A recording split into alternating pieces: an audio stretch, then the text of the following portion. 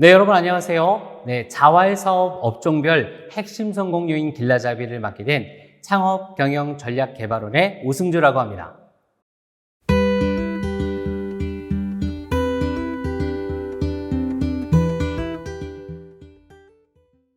오늘은요, 카페 업종에 대해서 알아보도록 하겠습니다. 카페 업종은 사업단이나 자활기업에서 굉장히 많이 하고 있는 업종이기도 하지만 그만큼 일반 시장과의 치열한 경쟁이 벌어지고 있는 그런 업종이기도 합니다. 이렇게 치열한 경쟁 환경 속에서 지속적인 유지와 성장을 하기 위해서는 첫 번째, 품질 및 가격 전략이 중요하겠고요. 두 번째, 목표 상권의 고객 성향에 맞는 컨셉. 세 번째, 원가 관리. 그리고 연계해서 마지막으로 메뉴 전략 등이 중요하다고 할 수 있겠습니다. 자, 먼저 품질 및 가격 전략을 살펴보면 대부분의 카페들은요, 고가, 시중가, 저가 커피로 구별해 볼 수 있는데 이런 가격대별 카테고리 안에서 커피의 품질이나 컨셉이 결정되고 고객의 수요가 철저하게 나누어지는 현상을 나타내고 있는 것입니다. 아주 고가 브랜드, 여러분이 생각하실 수 있는 그런 것들과 또 중저가 브랜드는 고객의 수요층이 완벽하게 나누어질 수 있다고 볼 수 있겠습니다. 또 그에 따라서 품질과 가격 전략이 다를 수밖에 없기 때문에 자활에서 운영하고 있는 카페 역시 명확한 품질, 가격 전략을 설정하고 그에 맞는 운영 전략을 실행하는 것이 매우 중요하겠죠. 이것도 아니고 저것도 아닌 컨셉은 굉장히 어렵다라는 얘기를 드리고 있는 겁니다. 자, 자활에서 흔히 생각하는 좋은 품질로 저렴하게 판매한다라는 개념은 사실 제한적인 개념으로 현장에서 적용하기가 쉽지가 않습니다.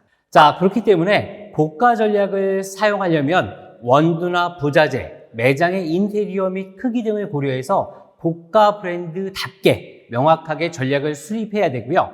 중저가 전략을 적용하려고 한다면 그에 맞는 상권 입지에 회전율 위주의 전략을 수립, 실행하여야 안정적인 운영을 해나갈 수 있다라고 볼 수가 있겠습니다. 자, 두 번째, 목표 상권의 고객 성향에 맞는 컨셉이 중요합니다. 카페의 1차 상권이라고 했을 때는요, 특별한 차별화 요소가 없다라고 판단이 되면 도시 지역은 200m 내외, 농어촌 지역은 500m 내외로 설정하는 것이 적절할 것 같습니다. 그리고 그 반경 안에 있는 고객들의 성향을 분석하는 것이 중요하겠죠. 자, 커피 같은 경우는요, 충성도 높은 단골 고객에 의한 매출액이 굉장히 높게 되어 있습니다. 그래서 대부분의 카페가 아메리카노나 라떼 같은 매출 비율이요, 40에서 50% 이상 되기 때문에 단골 고객이 어떤 커피를 좋아하는지, 같은 아메리카노라도 어떠한 커피 맛에 더 반응하는지에 대한 취향을 잘 맞춰야 된다라고 볼 수가 있겠습니다. 또 현장에서 보면요, 목표 고객의 연령층이 아주 높은 경우가 있는데요.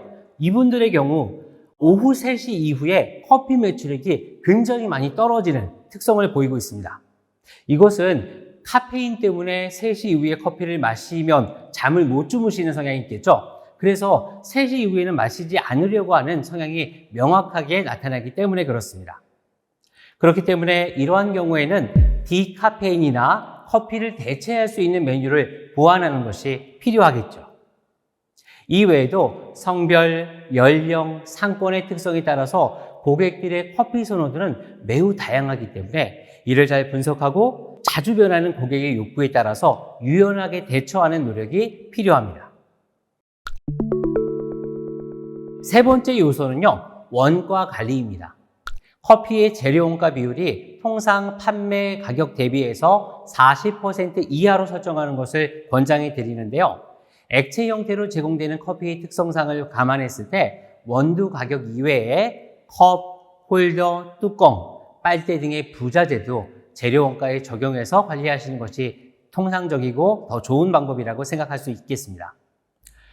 그런데 원가에는 이러한 재료 원가만 있는 것이 아니죠.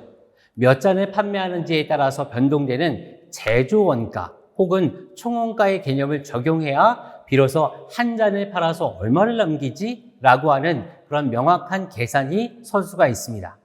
그래서 제가 자활연수원에서 진행하는 자활기업 창업과정이나 아니면 종사자, 경영자 과정 등에서 지속적으로 설명하고 분석할 수 있는 엑셀 자료를 드리기도 하거든요. 그래서 이런 부분들의 이유도 이렇게 매출과 원가, 이익과의 관계를 잘 이해해야지 비로소 안정적인 운영이 가능하기 때문이다 라고 생각됩니다.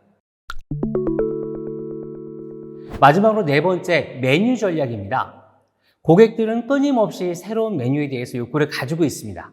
근데 그렇다고 매번 새로운 메뉴를 출시할 수 없기 때문에 기존 메뉴의 판매량을 포스기 있죠. 포스기를 통해서 확인하고 판매량이 현저하게 적은 메뉴가, 낮은 메뉴가 있다고 하면 교체하거나 최근 트렌드를 감안해서 신메뉴를 계절 메뉴 정도로 적용하는 것이 필요합니다.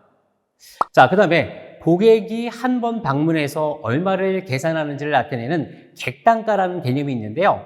이러한 객단가를 높이기 위해서는 세트 메뉴 구성을 한번 고려해 보는 것도 중요합니다. 최근에 1인 방문 고객의 증가, 사이드 메뉴의 수요 증가, 그리고 오랜 시간 머무는 고객의 증가 등의 그런 추세에 맞게 회전율과 객단가라고 하는 이 개념을 조절하기 위해서 세트 메뉴 구성에 대해서 새롭게 생각하고 적용할 필요가 있다라고 생각이 됩니다. 마지막으로 생각해 볼 것은 맛에 대한 컨셉입니다. 여러분, 커피가 맛이 있다 없다라고 하는 평가는 지극히 주관적일 수밖에 없겠죠. 그래서 우리가 추구하는 맛이 어떤지에 대한 컨셉을 가지고 차별화하는 것이 중요합니다. 그래서 저희 커피는 산미를 극대화한 특징을 가지고 있습니다. 혹은 고소한 맛과 바디감을 가진 그런 커피입니다 라고 하는 것과 같이 제공하는 커피에 대한 맛의 특징을 설명하고 고객들이 아 그렇구나 라고 인식시켜주는 그런 전략들이 필요하다라고 볼 수가 있습니다. 세계적인 기후 변화에 따라서 원두 가격의 상승이 예상되는 가운데 카페와 관련되어 있는 업계의 변화도 당연하게 일어나게 될 것으로 예상하고 있습니다. 이러한 대외 환경에 대한 대비도 카페 업종에서는 굉장히 필요할 것으로 판단됩니다.